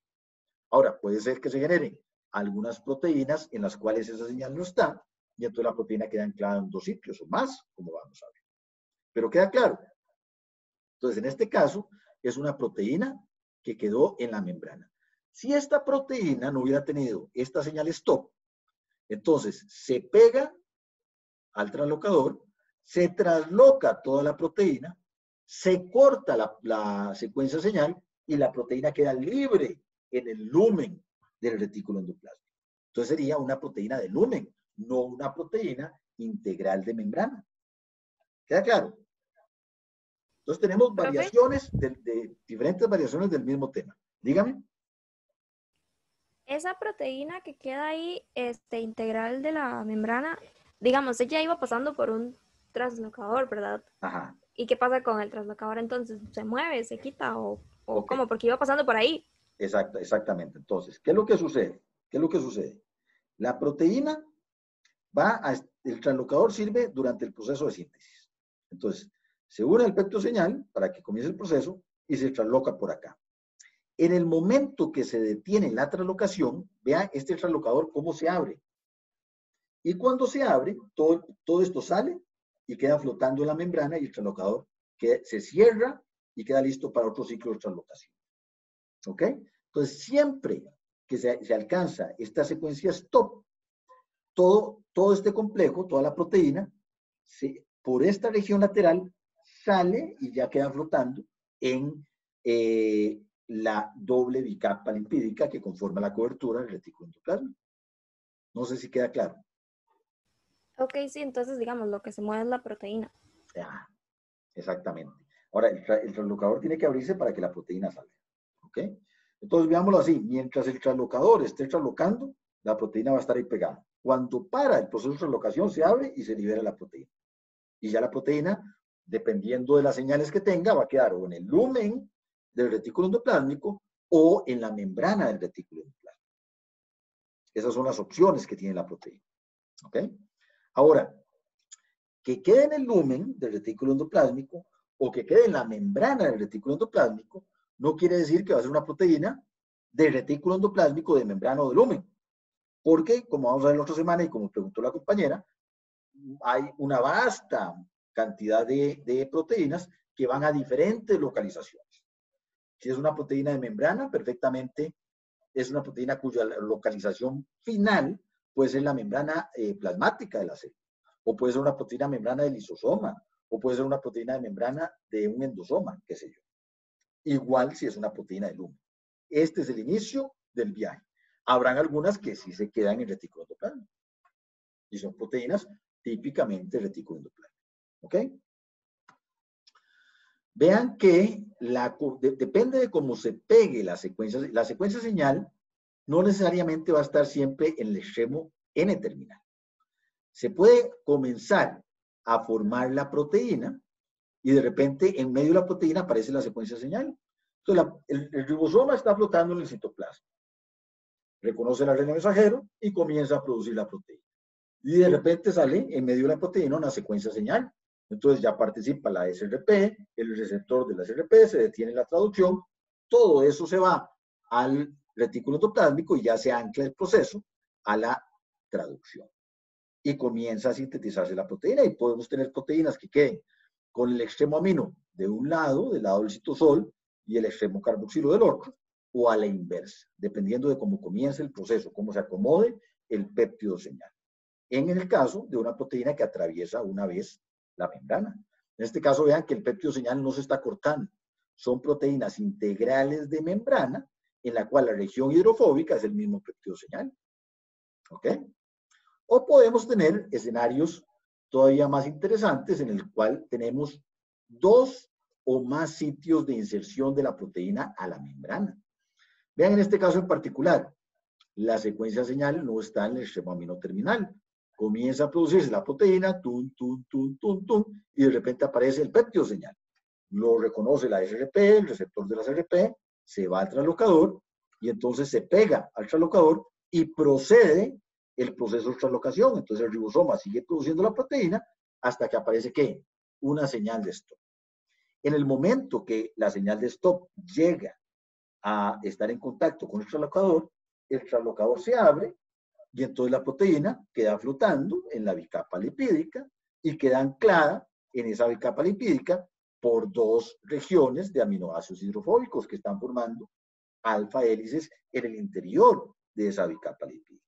Y tendríamos esta conformación, una proteína en la membrana del retículo endoplásmico con el extremo amino y carboxilo hacia la región citoplasmática y esta región en el lumen del retículo endoplásmico.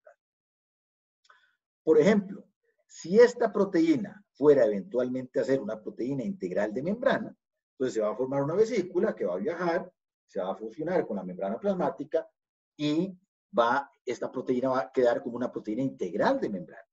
¿Ok? En ese escenario, si esta fuera una proteína integral de membrana, esta región sería la región extracelular, que recuerdan que al principio de la clase dijimos que era topológicamente equivalente al lumen de estos compartimientos. Mientras que esta va a continuar siendo la región citoplasmática. ¿Ok? Vean este caso, que es todavía más interesante.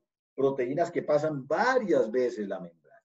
En este caso, es una proteína que pasa 7 veces la membrana, que es una conformación característica de receptores que están localizados en la membrana plasmática de las células eucariotas.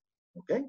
En este caso, si ustedes hacen un análisis de la secuencia de la proteína por bioinformática, se van a encontrar en esa secuencia de aminoácidos 7 secuencias de una longitud particular de aminoácidos hidrofóbicos. Entonces ya usted puede predecir que es una proteína transmembrana.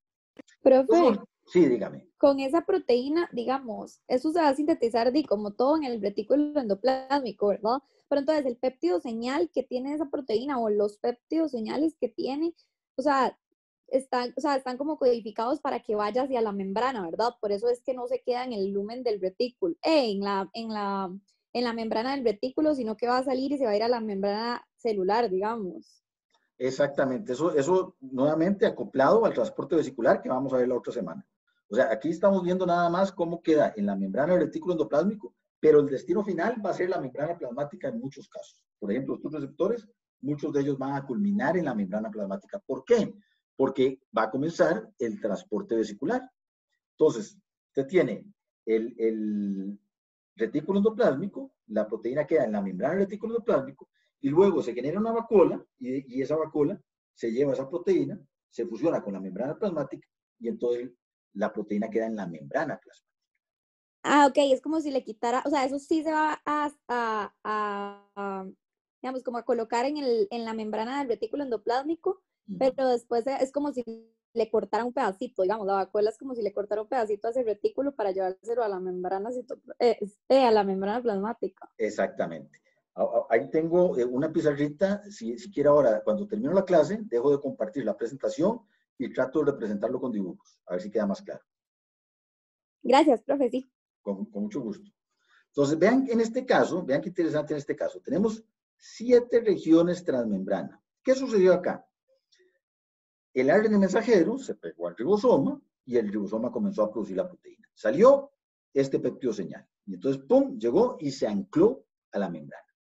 Se comenzó a producir y apareció otro péptido señal que se ancló a la membrana. Luego apareció una región stop. Y entonces esto se liberó del translocador. Y entonces el ribosoma siguió produciendo esta parte. Y de repente apareció otro péptido señal. Entonces lo volvió a reconocer otra SRP, otro receptor para la SRP, y lo volvió a llevar a otro translocador. Entonces vean qué complejo. Ahora interviene otro translocador. Y entonces aquí participa otro, siempre es el mismo ribosoma, pero aquí es otro translocador. Y entonces empieza a producirse esto, a traslocarse esta región, y aparece otra región stop. Entonces ese traslocador se abre, y entonces el ribosoma nuevamente comienza a producirla, pero flotando, ya no anclado a la membrana. Se produce esta región y aparece otra región, otra secuencia señal. Nuevamente el mismo ribosoma otra vez es agarrado por otra SRP, por otro receptor, se lleva a un tercer traslocador y se mete en la membrana nuevamente, hasta que aparece otra secuencia stop, y entonces ya se libera el último traslocador y el ribosoma termina de producir este pedacito. Entonces el ribosoma cicla entre que se suelta de la membrana y es jalado otra vez. Se suelta y es jalado. Entonces, por decirlo así, va tejiendo a la proteína en la membrana del retículo endoplasmático por la danza que van a ir formando las diferentes secuencias señales y las diferentes secuencias stop que van apareciendo. ¿Lo ven? Y entonces así podemos tener diferentes conformaciones de proteínas integrales de membrana que atraviesan una vez la membrana, proteínas integrales de membrana que atraviesan 2 veces la membrana, proteínas que atraviesan 7 veces la membrana, proteínas que quedan totalmente en el lumen del retículo endoplasmático y diferentes conformaciones en cuanto a la exposición de los extremos amino y carboxilo terminal en el lumen o en el citoplasma. ¿Ok? Entonces es una danza, es relativamente complejo, pero estoy seguro que tal vez es un proceso que ya vieron ustedes en bioquímica. ¿Ok? Muy bien, nada más para terminar la última diapositiva. Una vez que están en el interior del lumen, van a ser rápidamente modificadas. Vean que hay modificaciones post-traduccionales con carbohidratos, y entonces generalmente las proteínas que llegan al retículo endoplasmático van a ser glucosiladas, van a ser glicosiladas.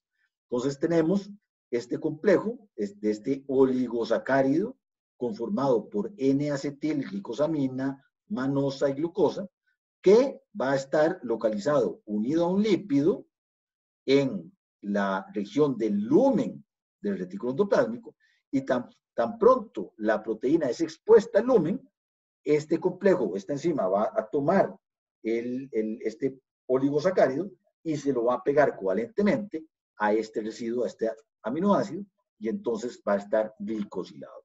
Por eso, las proteínas que llegan al retículo endoplasmático van a estar específicamente marcadas con este tipo de carbohidrato, al igual que todas las proteínas que se encuentran en el lumen de un montón de organelas, así como las proteínas que son exportadas al exterior de la célula.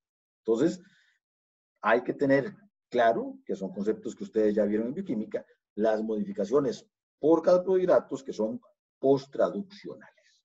¿Ok? ¿Queda claro? Muy bien, nada más para... es como un adelanto de la clase de la próxima semana. Entonces vamos a ver acá, compartir pizarra. ¿Ok? Entonces, ¿qué es lo que sucede? Nada más para que lo vayamos teniendo claro. Si tenemos el retículo endoplásmico, ¿ok? Y tenemos una proteína que queda anclada en ese retículo endoplásmico, pero eventualmente esa proteína, realmente su destino no es el retículo endoplásmico, sino quiere ser una proteína de membrana, ¿verdad? Entonces, ¿qué es lo que pasa? Que aquí se genera una vesícula en la cual va la proteína. Esta vesícula se libera y aquí va la proteína. Y esta vesícula llega y se fusiona con la membrana plasmática y descarga, aquí va la proteína. Y una vez que se da la fusión, la proteína queda como una proteína integral de membrana. ¿Qué dibujo más feo, verdad? Pero bueno, tal vez se entiende así un poco mejor cuál es la dinámica. Este transporte vesicular puede funcionar hacia la membrana plasmática, o puede funcionar hacia un lisosoma, o puede funcionar hacia un peroxisoma, o puede funcionar hacia el aparato de Golgi, o todos los compartimientos que ustedes quieran. Y eso es lo que vamos a ver la próxima semana. ¿Ok? Profe, Sí. en este caso, digamos que la vesícula, ¿verdad? Que se tendría que dar como la vuelta, porque digamos la parte de arriba tendría que quedar ahora para abajo para que digamos la parte que estaba con el citosol que siga estando en el citosol? Vamos a ver, esa es una excelente pregunta. Vamos a analizarlo en detalle. Vamos a ver. Borrar mi... Entonces, vamos a hacer una proteína más sencilla, ¿ok? Entonces, y esto va muy ligado a la topología. Entender que la topología del exterior es la misma que la topología del lumen. O sea que tiene que quedar lo mismo, lo que está viendo hacia afuera, que lo que está dentro del lumen, de las organelas, ¿ok? Y lo vamos a hacer sencillo. Vamos a hacer retículo endoplásmico, y esta es la región del lumen de la proteína. ¿Ok? Entonces, se va a generar la vacuola. Y cuando se genera la vacuola, esa proteína tiene esta región en el lumen. Es la región luminal. Cuando esa vacuola se libera, la proteína tiene esa región en el lumen, ¿verdad? Y esa vacuola va y se va a ir a fusionar con la membrana plasmática. Entonces, al fusionarse, esta va a ser la región luminal. Esto se va a abrir y entonces esta va a ser la región luminal. Y cuando se culmina el proceso, entonces esta va a ser la región luminal, es la misma extracelular. Y entonces cumplimos lo que dijimos, que topológicamente es igual el ambiente extracelular a el ambiente luminal de las organelas. ¿Queda claro? Sí, súper bien, profe. El dibujo horrible, pero la explicación más o menos. No, quedó bien. Perfecto, muy bien. Entonces, este proceso es un proceso extremadamente interesante que vamos a ver en detalle la próxima semana, porque ya aquí tenemos como un centro de acopio. El retículo endoplásmico es un centro de acopio y de aquí vamos a mandar proteínas a todo lado. ¿Ok? Entonces continuará. ¿Ok? ¿Alguna pregunta de lo que vimos hoy? No, profe, todo bien. Bueno, de mi parte. Bueno, perfecto. Entonces, en todo caso, igual, yo estoy pendiente 24/7 por el WhatsApp, por correo electrónico, como ustedes lo tengan a bien. Y como tenemos 4 clases seguidas, entonces también podemos evacuar las preguntas que les genere esta clase en las siguientes clases. ¿Ok? Ya faltan 10 minutos para las 7, entonces creo que es suficiente. Son 2 horas de clase, creo que ya hemos hablado bastante por ahora. Lo vamos a dejar aquí. Y dentro de algunas horas les estaré mandando la información que les había dicho. Les agradezco mucho la atención y que pasen buena noche. Gracias a usted, profe. Gracias, profe. Gracias. Chao, chao. Sí. Profe, yo tengo una consulta. Claro. ¿Qué pasó, Omar? ¿Todo bien? Es que, Perdón. Dígame. sí, claro, es con el link de la reunión. Es que hoy, digamos, en mediación hay un link ya puesto. No vamos a seguir usando ese, ¿verdad? No, van a usar el que yo les envío. La razón de eso es que he tenido malas experiencias con mediación virtual. Entonces, me gusta utilizar canales alternativos para siempre tener comunicación con ustedes. Entonces, sigamos utilizando los links que yo les envío. Yo se los voy a enviar todas las semanas. Ok, muchas gracias. Gracias. Igual lo puedes, cuando manda el link, lo puedes mandar por la página de mediación. Es que yo no me acordé de la clave del institucional y un compañero me lo pasó hace un rato después, ¿verdad? Pero por aquí. Ok. ¿Por qué no te metes al grupo de WhatsApp? Porque yo también lo mando por WhatsApp. Ok, no sé cuál grupo es, pero está ahí, no importa, ahí me dicen los compañeros. Apuntate mi teléfono. Ajá, dígame. 8338 8338 6999. 6999. Eso no se va a olvidar nunca. Entonces, me mandas un mensaje y yo te incorporo al grupo de WhatsApp. Ok, muchas gracias. Bueno, Omar, gusto verte. Oye, Aaron, tú, chiquita. No, hombre, ¿en serio? Ah, qué bien. Ahí está. Ahora le mando la foto. Ahí me lo felicitas. Chao. Chao, Ok, chao. chao. Chao, hasta luego.